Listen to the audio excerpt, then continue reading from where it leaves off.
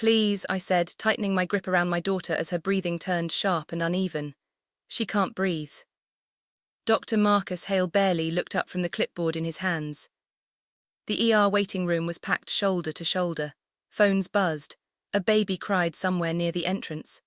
Ambulance sirens echoed through the sliding doors every few minutes, but all I could hear was Lily gasping against my chest. Before we continue, please hit the like button, subscribe to the channel and turn on the notification bell for updates. Hale gave her one quick glance. Then he said flatly, "We're not prioritizing this right now." And he walked past us. A man sitting nearby lowered his newspaper. An older woman across from me stared openly at Lily's pale face. "You serious?" she muttered under her breath. Lily wheezed harder, clutching at my hoodie. Her tiny fingers trembled. "Mom," she whispered. I felt something snap in me. My hands shook as I pulled out my phone and hit record. "Say that again," I said loudly, clearly. Dr. Hale stopped instantly. Not annoyed. Not irritated. Scared. The change happened so fast I almost missed it. A nurse beside him stiffened and quietly said, "Doctor." He turned back slowly. "Ma'am, put the phone away." 5 seconds ago he wouldn't even stop walking. Now his eyes were locked on mine. "Why?" I asked. "You just said my daughter isn't a priority." People around us started paying attention now. A teenager near the vending machine lifted his own phone. Someone whispered, "Oh, damn." Dr. Hale's jaw tightened. "Lower your voice." Then suddenly, he motioned toward a nurse. "Check vitals again," he said quickly. Again. The word hit me immediately.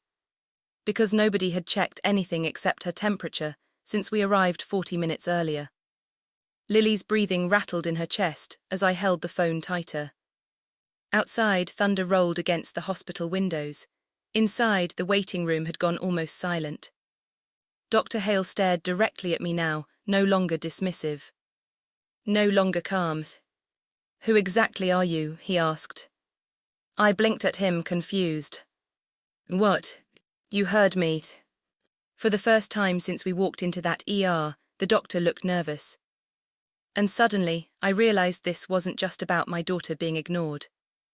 Something else had scared him the second I started recording. I didn't lower the phones. Lily curled against me, coughing so hard her entire body jerked with each breath. I rubbed her back while trying to keep my own panic under control. "It's okay, baby," I whispered. "Stay with me." Dr. Hale stood there for another second, watching me carefully, then looked toward the front desk. "We're extremely busy tonight," he said in a controlled voice. "You need to stop escalating the situation." Escalating. My daughter was fighting for air, and he was talking like I was the problem. A nurse with tired eyes approached quietly. "Ma'am, maybe urgent care in the morning would be faster. The ER is overloaded tonight." I stared at her. "Tomorrow." She avoided my eyes. Behind us, a couple who had arrived at least 20 minutes after us got called through the double doors. Then another patient stood up when his name was called. Lily still hadn't been treated. I suddenly became hyper-aware of how I looked. Cheap hoodie, messy hair from rushing out of work. My work shoes still smelled like fryer oil from the diner. Maybe he thought I was exaggerating. Maybe I sounded hysterical. For one horrible second, doubt crept in. Then a younger nurse crouched beside Lily with a portable monitor clipped to her pocket. "Sweetheart, can I check this really quick?" Before I could answer, she slipped the sensor onto Lily's finger. The nurse's face changed instantly. "How long has she been breathing like this?" she asked sharply. "All night." The monitor beeped again. The nurse looked up at me, lowering her voice. She should not still be out here. She reached for the chart attached to our intake paperwork. "Rachel." Dr. Hale's voice cut through the room. The young nurse froze. I said, "Step away." "But her oxygen." "I'll handle it." The nurse reluctantly backed away, visibly uncomfortable. Dr. Hale turned toward me. "Recording staff and causing disruption will not get you faster treatment." "I'm not recording for attention," I shot back. My brother told me to document everything after what happened to that other family. For the first time, Hale's composure cracked completely. What family? He asked too quickly. I glanced toward a hospital bulletin board behind him. A printed notice hung crookedly beside employee schedules. Community response regarding MOILES incident. My stomach tightened. Aaron had mentioned that name before. The Morales family. The people claiming this hospital ignored their son until it was too late. Lily suddenly slumped sideways in the chair. The monitor exploded into rapid alarms. Lily. The waiting room erupted. Hey, someone shouted. I dropped to my knees beside Lily as her body sagged against the armrest. Her breathing had turned shallow, uneven. Lily, look at me, I begged. Baby, stay awake. The young nurse rushed back with oxygen tubing, while people stood from their seats all around us. She needs a bed now, the nurse yelled. Dr. Hale pushed through the crowd, suddenly moving a lot faster than before. Give her space, he snapped. I looked up at him in disbelief.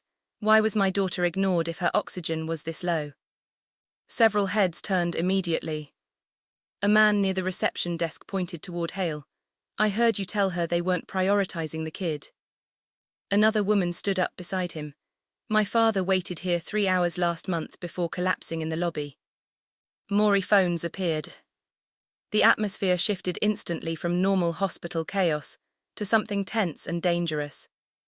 Hospital staff noticed it too. Dr. Hale straightened his coat, trying to regain control. This mother is misrepresenting what happened.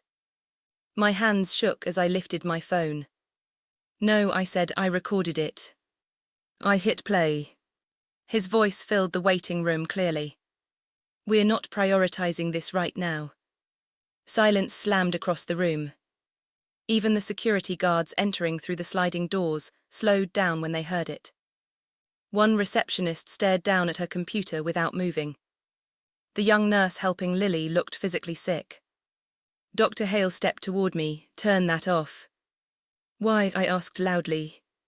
Nobody spoke. The only sound was Lily's oxygen mask hissing as she struggled to breathe. Then Hale noticed everyone filming him. That was the moment panic truly hit his face. Get her inside, he barked suddenly. Now.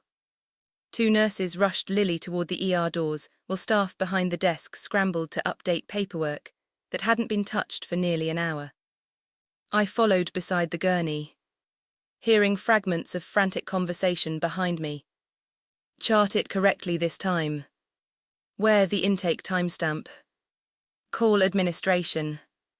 As we turned the corner, I saw Dr. Hale speaking urgently with a man in a grey suit near the nurses' station. The administrator looked pale. Then I heard Hale say one sentence under his breath. If this gets connected to the Morales case, we're finished. I stopped cold. Because Morales wasn't just some random complaint. It was the exact family Aaron warned me about. By the time they got Lily into a treatment room, her breathing sounded like tearing paper. 3 different staff members crowded around her at once. Oxygen, breathing treatment, monitors. Nobody was ignoring her now. One doctor looked at the chart, then at the monitor, confused. How long was she waiting out there? Nobody answered him. I stood frozen near the doorway, while Lily finally started pulling in steadier breaths through the mask. A nurse adjusted the oxygen flow and muttered quietly, she should have been brought back much sooner. That sentence hit harder than anything else so far. Because now there was no doubt left. They knew. And they still left her sitting out there. My phone buzzed violently in my pocket. Aaron. I answered immediately. I'm in treatment room 6. I saw your texts, he said. Jennie, listen carefully, don't delete anything, save every recording. You knew about this hospital. I've been investigating them for months. I looked through the glass window into the hallway. Dr. Hale stood near the nurses' station speaking intensely with 2 administrators. Aaron continued. Families have been filing complaints saying uninsured patients were labeled non-urgent even when symptoms were serious. I felt sick. What? There's more, he said. Someone leaked internal reports. ER performance bonuses were tied to lowering emergency admissions. I remembered Hale's face the second I started recording. Not angry. Afraid. Aaron arrived 20 minutes later carrying a laptop bag and a stack of printed documents. He spread them across the counter beside me. One page had Dr. Hale's name highlighted repeatedly. OVRIDDN triage, CLASSIFICATONS. Another showed timestamps being manually changed. Aaron lowered his voice. Your daughter's chart was modified twice tonight. A notification suddenly appeared on his phone. Anonymous sender. Attached screenshots. He opened them immediately. One image showed Lily initially marked urgent, then changed minutes later to non-priority. My stomach dropped. Every strange moment from earlier clicked together at once. The frightened nurse. The rushed paperwork. The panic over my phones. Dr. Hale appeared outside the room before I could process it fully. Can we talk privately? He asked. Aaron stood immediately. No. Hale ignored him and looked directly at me. For the first time all night, he didn't sound powerful. He sounded exhausted. You don't understand how this place works, he said quietly. I stepped into the hallway anyway. How many people got turned away before my daughter? I asked. He opened his mouth.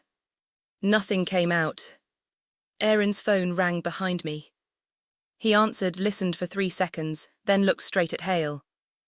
Local news already has the footage. Hale went pale. At that exact moment, 2 hospital executives turned the corner with security officers behind them. One executive spoke carefully. Dr. Hale, we need you to come with us immediately. Everything exploded after that. Aaron's report aired the next evening. By then, my recording had already spread across social media. Millions of people watched the same moment over and over again. My daughter struggling to breathe. Dr. Hale saying, we're not prioritizing this right now. And then the instant shift in his face when he realized I was recording. People online noticed it too. You could actually see the panic hit him. At first, the hospital released a statement claiming the clip was misleading and lacked context. Then Aaron released the context. Internal documents. Altered triage logs. Staff complaints. Anonymous testimony from nurses. The story changed overnight. Investigators uncovered that ER doctors had been pressured to reduce expensive admissions whenever possible. Patients without strong insurance coverage were frequently downgraded unless their condition became impossible to ignore. Some nurses pushed back. Others stayed quiet because schedules, promotions, and evaluations all ran through senior physicians like Marcus Hale. And the Morales case turned out to be worse than rumors suggested. Their teenage son had arrived with severe chest pain months earlier. He was marked non-urgent, left waiting for hours, and later died after collapsing in the lobby restroom. The family had complained publicly, but the hospital buried the incident internally. Until now. I sat beside Lily's hospital bed, watching the news replay the footage while she slept quietly under warm blankets. Her breathing finally sounded normal again. The younger nurse, the one who checked Lily's oxygen, came into the room near midnight. She looked emotionally drained. I'm sorry, she said softly. A lot of us knew things were wrong. Why didn't anyone stop it? I asked. Her eyes filled immediately, because he controlled everything. She admitted nurses were often pressured to reclassify patients after intake. If someone argued too much, shifts disappeared. Hours got cut. More witnesses came forward every day after the video spread. Patients, former employees, even security guards. People who had stayed silent suddenly started talking. News vans lined the street outside the hospital by the 3rd day. Then came the lawsuits. The state medical board suspended Dr. Hale pending investigation. Federal agencies launched emergency reviews into the hospital's ER practices. Administrators denied involvement at first. Until leaked emails surfaced showing executives discussing cost management through intake efficiency. That phrase ended careers by itself. Meanwhile, Lily recovered fully after several days of treatment. Strangers sent messages offering support, groceries, legal help, things I never expected from people who didn't know us. Aaron's investigation expanded beyond one hospital after more whistleblowers reached out statewide. And me. I went from being ignored in a crowded waiting room to becoming the primary witness in multiple investigations. Weeks later, I saw Marcus Hale one last time. A deposition hearing. He stood alone in the courthouse hallway, wearing a wrinkled suit, looking nothing like the man who dismissed my daughter so casually that night. No confidence. No authority. Just exhaustion. He looked at me briefly but couldn't hold eye contact. I still had the same phone in my hand. The same recording. The same sentence. I walked past him without saying a word and entered the hearing room beside Aaron. Because the moment he told us, "We're not prioritizing this," became the sentence that destroyed his career.